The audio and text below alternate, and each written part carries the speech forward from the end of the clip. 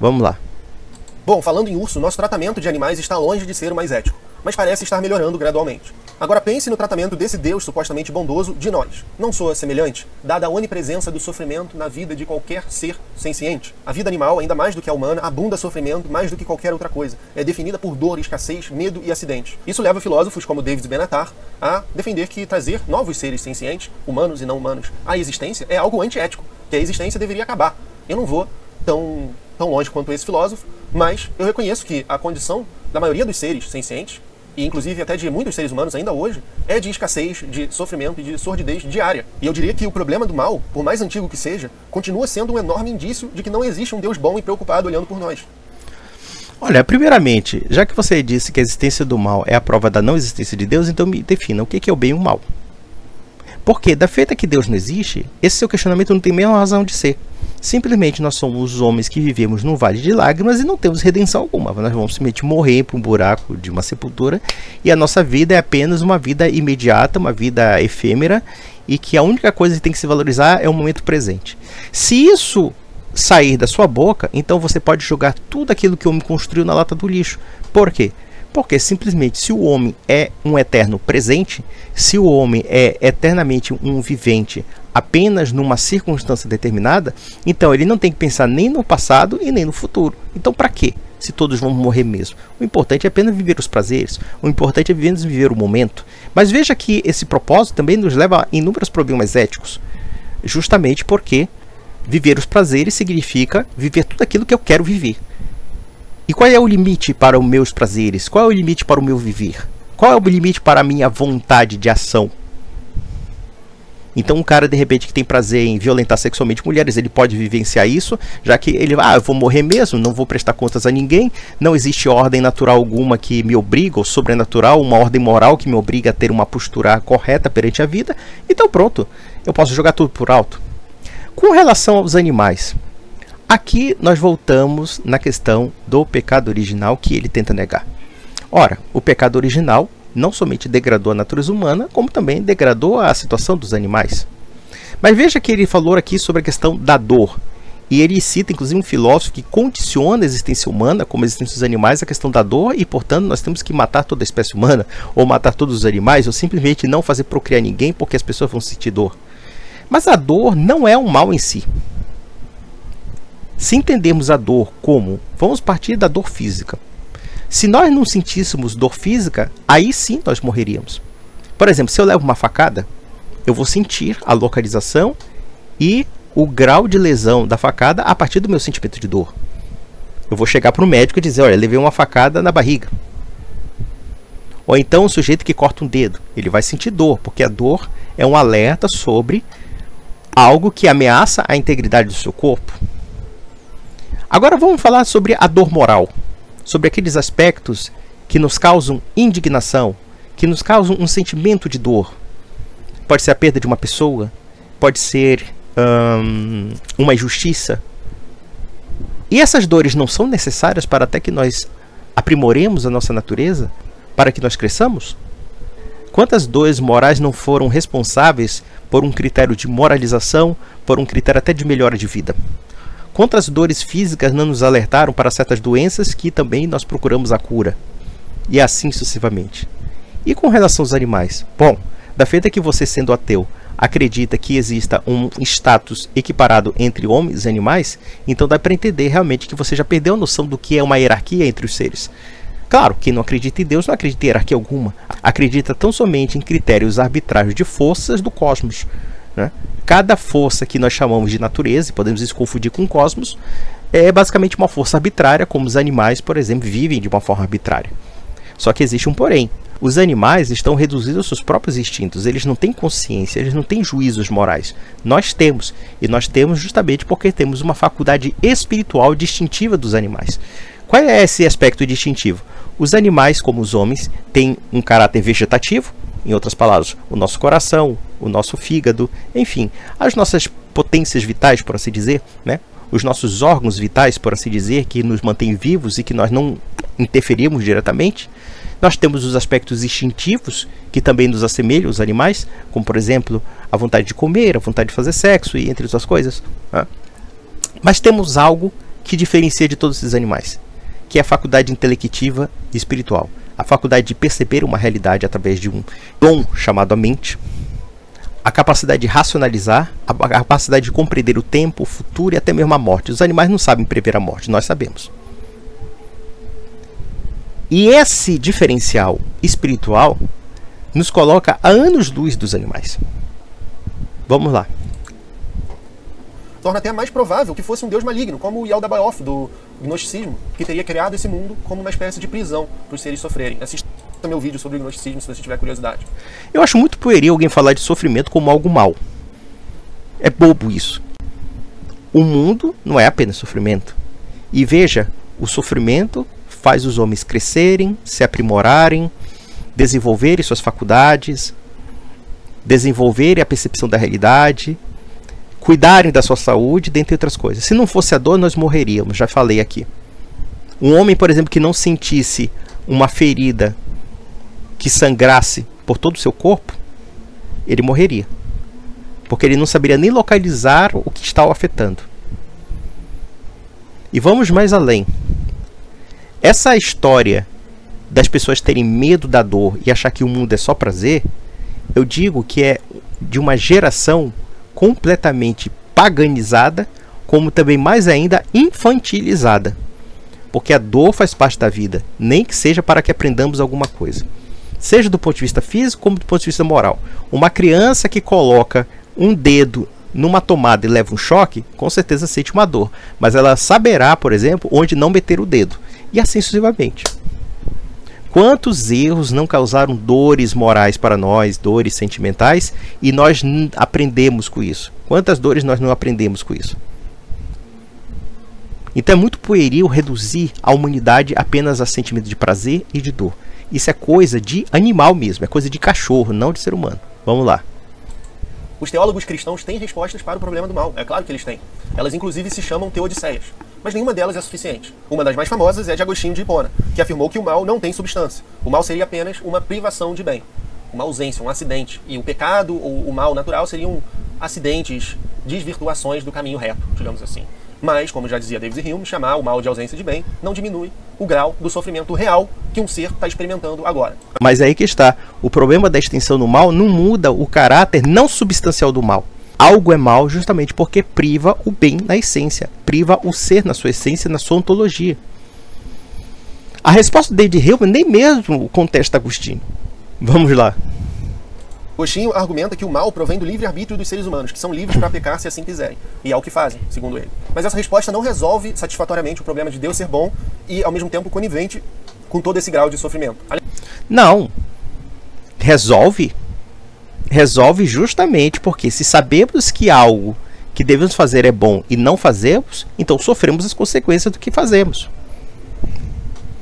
E veja que aqui nós entramos na questão do pecado original. O pecado original explica o fato de que nós somos degradados moralmente, espiritualmente e fisicamente. E se somos degradados fisicamente, nós somos passíveis de estarmos doentes, de estarmos fracos, de sermos vulneráveis a certas doenças, de sermos vulneráveis a certas forças da natureza que podem nos matar. Como também, do ponto de vista moral e ético, nós sofremos as consequências daquilo que fazemos. Se fazemos algo errado com alguém, existe uma resposta a esse erro. Se não vai ser a resposta da terra, vai ser a resposta do céu, que nós chamamos de justiça. Então o problema do mal aí está suficientemente explicado, é porque você não aceita. Justamente porque esse conceito do mal que você quer enquadrar é num mundo onde não existe Deus e, portanto, não existe ordem natural no âmbito moral, no âmbito ético e no âmbito evidentemente ontológico que possa ser descrita no âmbito de uma hierarquia de fatores ou uma hierarquia de valores. É por isso que você tem um problema sério de entender as teodiceias cristãs. Porque no seu sistema filosófico não existe teodiceia alguma. Vamos lá. Além do mais, Agostinho falha em estender a sua solução para os outros animais, que sofrem ainda mais do que nós em muitos sentidos. O animal, ele não teria como ter, ele não tem livre-arbítrio, só os humanos. E ainda assim, ele está sujeito aos diversos tipos de horrores da natureza. Então, por que Deus permitiria isso se ele é bom e se ele é onipotente?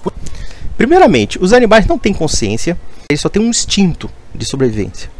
E dependendo do tipo de animal, nem mesmo, né, Por exemplo, um inseto, né? Um inseto é um ser bastante primitivo perto da complexidade do homem.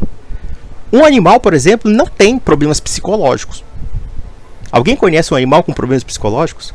Existem certos atributos no ser humano de sofrimento que são muito maiores do que o próprio animal. O animal, no máximo, sente uma dor física, se é que sente uma dor física, porque ele não tem consciência nenhuma da própria dor. O homem não. O homem emana uma complexidade de fatores que não pode ser comparada com os animais. E mesmo na doutrina do pecado original, a desordem não é somente do homem, a desordem é do mundo. O mundo se torna degradado do ponto de vista do pecado original. Então é isso que nós temos que entender. Por que os animais se degradam entre si? Porque existe um problema relacionado à desordem das coisas. E mesmo assim, dentro dessa desordem aparente, há um equilíbrio de fatores. E vamos mais além. O homem nem mesmo pode ser rebaixado a essa ordem de fatores instintivos. Ele está num plano superior. Inclusive, quando há a criação do mundo, segundo a tradição cristã, o homem tem poder sobre os animais e poder de se utilizar dos animais, justamente para a sua própria sobrevivência. Vamos lá. Por acaso Jesus teria morrido pelos pecados de um urso que dilacera sua presa na selva? Como se resolve o mal experimentado por um pato que nasceu com deficiência e agoniza 24 horas por dia ao tentar nadar? O pecado de um animal? Não se pode discutir pecado dos animais porque os animais não têm consciência, porque o pecado é sempre uma transgressão moral dentro de uma ordem espiritual muito mais ampla. Mas aí o cara está querendo criar um status, sei lá, diferenciado dos animais, que não existe nem mesmo na cosmovisão cristã. Na verdade, a desordem que há na natureza como um todo é um reflexo da desordem também que há no homem, por conta dessa ruptura primordial. O homem vive também num ambiente em que há uma predisposição à imperfeição dentro da ordem existente, né? Vamos lá. Ou por uma raposa esmagada por uma pedra. Ao argumento de que todos esses males contribuiriam para um bem maior, além da nossa compreensão, a gente pode contra-argumentar. Olha, que bem maior você acredita que pode provir do sofrimento gratuito de uma criatura irracional como um pato? Por exemplo, eu gosto do pato no tucupi. Pelo menos eu vejo algum bem em comer um pato. Já tá bom por aí, né? Prova um pato no tucupi, é delicioso. Deus é bom e onipotente, ele com certeza poderia pensar em algum sistema menos doloroso do que esse. Não, mas aí que tá. Como nós estamos vivendo numa situação de pecado original, então nós temos o quê? Uma predisposição à desordem, como também a própria ordem da natureza tem uma predisposição à desordem. O que não quer dizer necessariamente que o homem não tenha autoridade sobre a natureza, porque de fato Deus dá essa autoridade ao homem e dá autoridade para se alimentar dos animais, né? Até porque é necessário se alimentar dos animais. Simples assim. Isso não nega a benevolência humana, porque o homem, quando ele consome um animal, ele consome por um estado de necessidade. E convenhamos, um bife suculento é bastante gostoso, diz passagem. A evolução darwiniana por seleção natural é hoje amplamente aceita e apoiada por inúmeras evidências em diversas áreas da ciência. Não, você está muito errado. A ideologia da evolução, porque na verdade não é mais nem uma ciência, mas uma ideologia, tem muitos furos e tem muitas controvérsias. Não é totalmente aceito pelo mundo científico. Existem muitas refutações ao darwinismo. Aliás, eu diria o seguinte, eu seria até mais ousado dizer que essas refutações, embora tendo valor científico, não são publicadas porque o próprio darwinismo saiu do âmbito de uma teoria científica para uma ideologia, como eu já afirmei aqui. Então essa história de que o darwinismo é um consenso, isso não é perfeitamente verdadeiro. Aliás, se nós analisarmos a explicação de Darwin a respeito da mutação das espécies, não seria absolutamente convincente, muito pelo contrário, é errônea. Tá? Na verdade, o que foi introduzido posteriormente foi a explicação sobre a genética. E mesmo assim, a genética não corrobora em muitos pontos da evolução. Em que ponto não corrobora? Por exemplo, a questão da transformação de seres em outros seres através de mutações genéticas.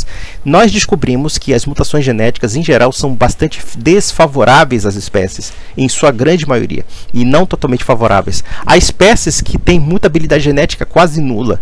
E mesmo o ser humano, as mutações genéticas aparentes não mudaram substancialmente a ontologia do ser humano. Todas as teorias que falam de homens primitivos, né, com relações a fósseis, etc., são apenas aproximações, são teorias. Não há como provar um sistema de macroevolução, mas sim, no máximo, uma microevolução.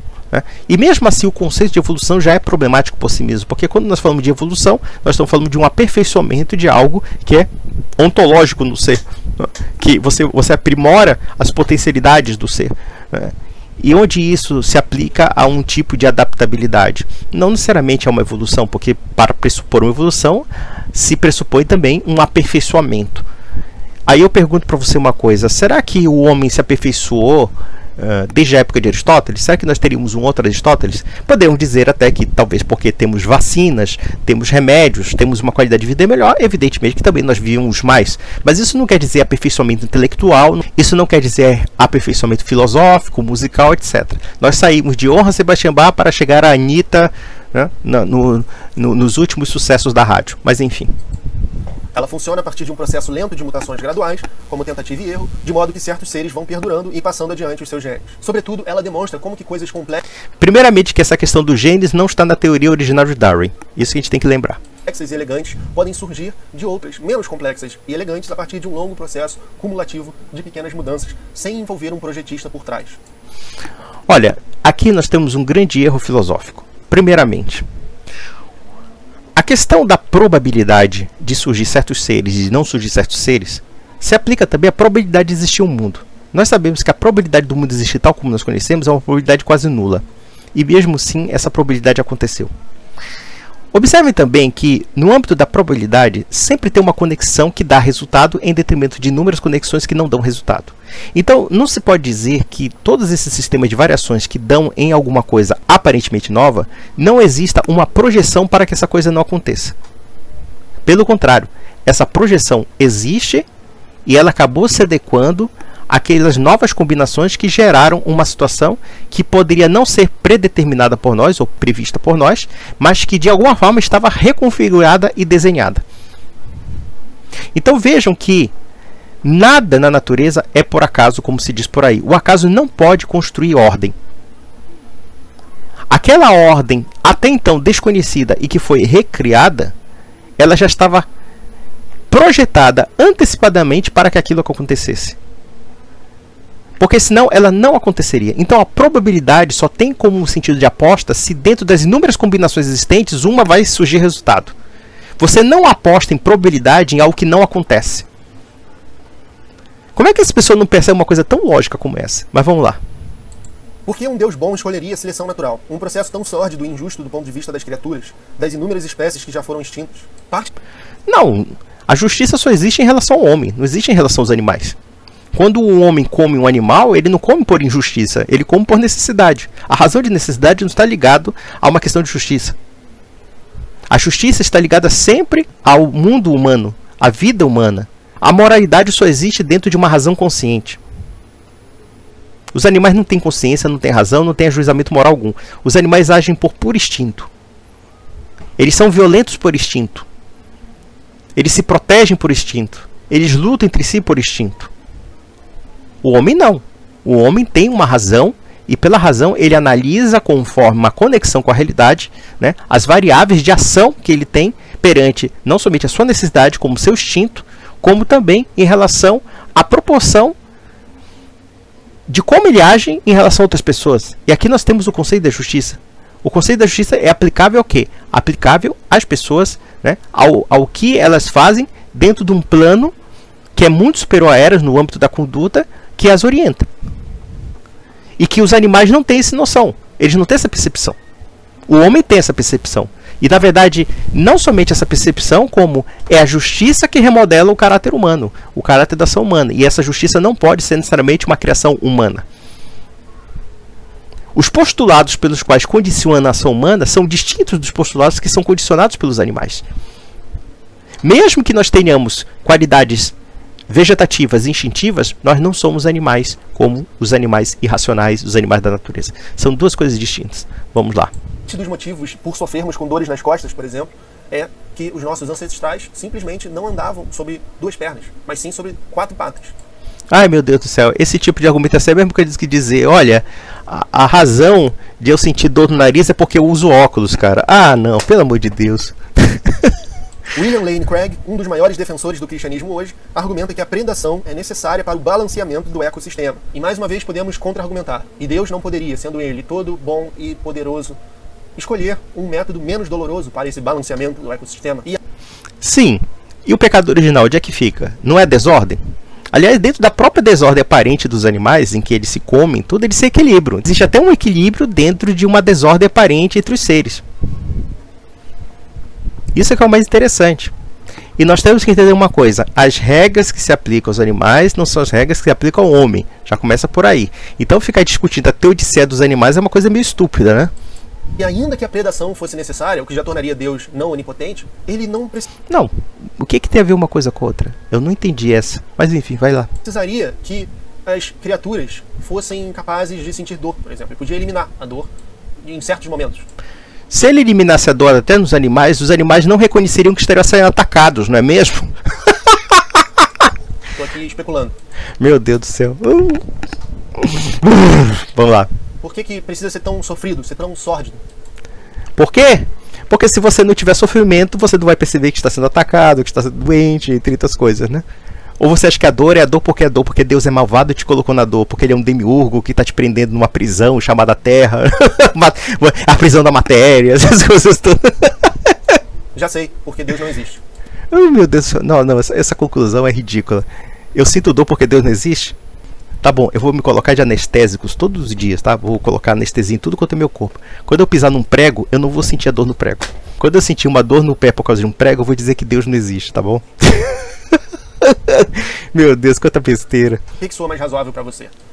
O que soa mais razoável é que se nós não sentirmos dor, nós não vamos localizar o que causa dor, né? Alguma coisa que está afetando o nosso corpo, né? É uma forma de proteção, não é mesmo? Isso prova até mesmo a sabedoria divina. O que explica melhor as coisas serem do jeito que são na natureza? Pecado original, a ruptura primordial de Deus e o homem, enfim, aquelas coisas um pouco mitológicas do cristianismo, segundo a sua visão. Um Deus bom e onipotente, ou a não existência de um Deus bom e onipotente? Se não há existência de um Deus bom e onipotente, não existe nem mesmo porque a gente falar de bondade, de maldade, de justiça, etc. Porque a justiça pressupõe o quê? A atitude consciente do ser humano perante uma ordem preexistente. E o homem, só ele é capaz de captar essa ordem persistente nas suas ações, e que ele se distingue dos animais puramente porque ele não age como instinto, ele não age para comer, beber, ele não mata somente para comer, beber, etc. Ele mata por outros fatores, pode matar por religião, pode matar por amor, por ódio, por tudo. Quer dizer, ainda é mais amplo esse conceito. Eu acho que é a segunda, certo? Não. Ih, falou bobagem, vamos lá. Explica muito melhor, torna muito mais razoável a gente entender o processo irracional e cego da natureza. Se o processo da natureza é irracional e cego, então a irracionalidade e a cegueira da natureza é um padrão que nós devemos seguir, certo? Então eu poderia aplicar isso no conceito da justiça? Eu poderia aplicar, por exemplo, com as pessoas a irracionalidade e a cegueira da natureza? Ou dos instintos dos animais? Ou da aparente casuística da natureza segundo o seu credo? A resposta é um sonoro não. Pelo contrário, se você nega que a ordem existe ou afirma que a ordem é apenas uma ilusão, então pronto. Então eu posso viver segundo uma certa desordem. Eu posso viver segundo um caos. Eu pergunto para vocês, tentem viver conforme o caos. Você tem uma rotina de trabalho, então viva sem essa rotina de trabalho. Você tem uma rotina de cuidar dos filhos, viva essa rotina sem cuidar dos filhos. Faça o que der na telha. Faça conforme os instintos animais. Se for os instintos animais, sei lá, vai pegar uma mulher do meio da rua e vai violentar sexualmente uma mulher, porque é um instinto animal. E o instinto animal, de certa forma, tem esses lados de disputa e de violência entre os animais, até para a sua própria sobrevivência. Quer dizer, se o homem já tem um estado caótico por conta do pecado original, que dirá os animais, que são até irracionais, né? E do universo. Não soa mais provável para você que não exista um Deus bondoso e onipotente, dado que o que vemos na natureza é exatamente o que poderíamos esperar de um universo sem Deus bondoso e onipotente? Eu discordo. Pelo contrário, nós percebemos que, a despeito desses aspectos causados pelo pecado original, a ordem ainda existe, o homem capta essa ordem existente, segue essa ordem existente, e quando ele segue, ele é bastante feliz.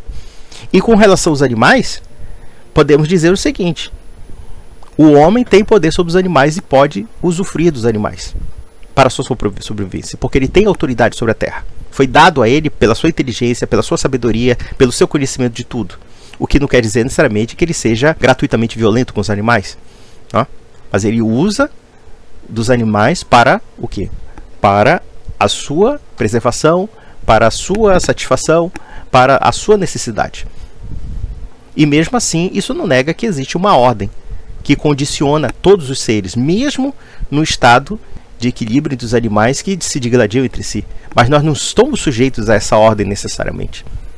Nós temos uma outra ordem, porque nós somos seres superiores aos animais, né? Vamos lá. Bom, mais uma vez, então, para concluir o vídeo, aqui está um resumo dos argumentos. Note que eu nem sequer entrei em problemas éticos da religião organizada, como, por exemplo, o veneno que é a Igreja Universal para a cultura, ou a influência da bancada evangélica na nossa política. Ué, então você está dizendo o seguinte, quer dizer, você pega dois aspectos aparentemente depreciativos da religião para julgar a religião como um todo? Isso aí é um sofisma bastante grosseiro. Primeiro, tudo bem, eu tenho muitas objeções também à Igreja Universal, como católico que eu sou. Porém, se nós vivemos num sistema democrático em que qualquer grupo que seja atuante na sociedade seja representado, qual seria necessariamente um problema dentro da lógica da democracia que a bancada evangélica fosse representativa? Porque, por exemplo, vocês ateus militantes aprovam aborto, aprovam eutanásia, aprovam cultura greco-pagã lá do macho matando todo mundo lá e oprimindo a mulher, oprimindo os escravos, etc. Mas você vai dizer, não, mas eu quero o homem greco-romano sem ser escravista e sem ser o patriarca do paterfamílias. Claro, vocês vão criar um mundo grego idealizado da cabeça de vocês, né? Enfim, vocês querem legalizar coisas tão bizarras, tão absurdas, que ofende certos paradigmas éticos e ainda assim querendo chamar os religiosos de antiéticos. Mas é muito engraçado isso. Vamos lá. Eu me limitei a criticar a doutrina em si e espero que alguma parte tenha te tocado. Aqui vai o meu agradecimento para os membros do canal. Marjorie Figueiredo, Vanessa Henning, Maria Assunção, Sociedade do Conhecimento, Cláudio Pi, Nossa, essa coisa de Sociedade do Conhecimento dá até medo, viu? SG, Jadson Silva, Luiz Doro, Patrícia Faller, Frankland Braga, Alberto Lírio do Vale, Ana Carvalho, Alexandre Frens, Cláudio Torres, Alex, Ricardo Bagagli, Maria Diva Boixá, Luiz Ferreira de Souza, Matheus Balil de Carli e Santiago. Olha, cara, da próxima vez eu vou pregar só besteira pra ganhar dinheiro, cara, porque esse pessoal assim prega tanta coisa, tanto nonsense, tanta tolice, e o pessoal larga dinheiro a rodo, paga pix, etc. Eu, coitado, recebo uns pixzinhos ali, uns 20 reais, uns 5 reais, até 5 centavos de reais já recebi. Então, quer dizer, eu vou começar a pregar besteira. Quando eu começar a pregar besteira, eu vou ficar muito rico, né? Parece que acabou. Acabou? Ah, aleluia. Acabou, acabou. Então, meus amigos, fica por aqui e até a próxima.